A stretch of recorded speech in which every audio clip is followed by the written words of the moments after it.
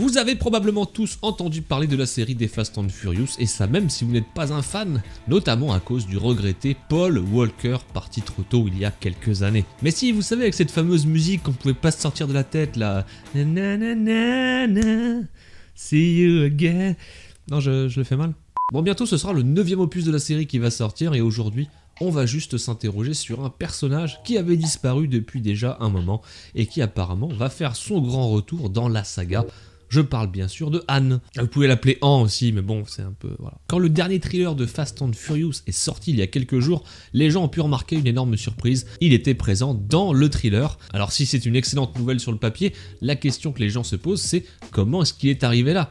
Bah oui, parce que si vous aviez suivi la saga Fast and Furious, Han mourait dans le 6e opus de la série. Cela fait donc maintenant 10 ans que tous ses fans le croyaient mort, et pourtant il est bien là, de retour, en mangeant tranquillement ses petits gâteaux comme si de rien n'était. La grande question qui se pose alors est la suivante: comment est-il encore en vie ?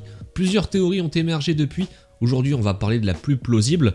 Ne la prenez pas comme quelque chose de 100% véridique, mais peut-être qu'elle pourrait s'avérer vraie. La théorie qui revient en ce moment est donc que Han a pu s'échapper de sa voiture avant que cette dernière n'explose.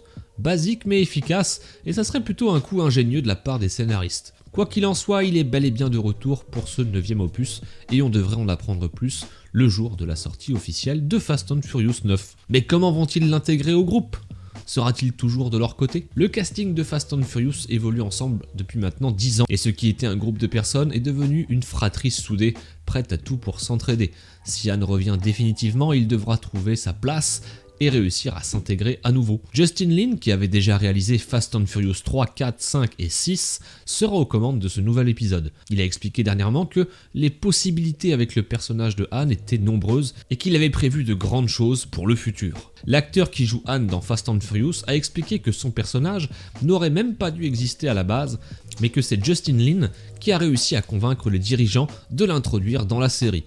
Alors si Fast and Furious est connu pour ses explosions et ses courses spectaculaires, ils ne font pas non plus les choses à moitié quand il s'agit de prise de décision concernant le casting. Le personnage de Han sera donc peut-être un des personnages les plus importants dans le prochain Fast and Furious, et il n'est pas dit qu'il devienne un pilier essentiel dans les prochains épisodes qui sortiront par la suite. Fast and Furious 9 sortira dans quelques mois et on aura enfin notre réponse à toutes ces questions, mais en attendant, n'hésitez pas à nous donner votre avis sur le sujet dans les commentaires, et si vous avez des théories intéressantes, partagez-les.